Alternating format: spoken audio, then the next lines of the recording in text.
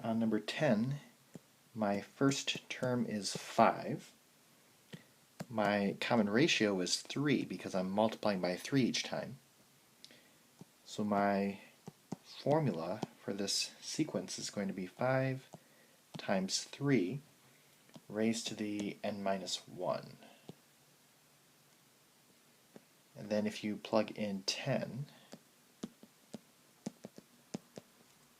then a 10 is equal to 98,415.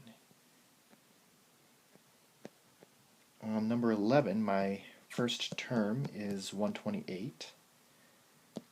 My r is a half because each time I'm multiplying by a half to get to the next term. So my formula is 128 times a half raised to the n minus 1. Then we need to plug in 10 to get the 10th term, and that will be 1 over 4.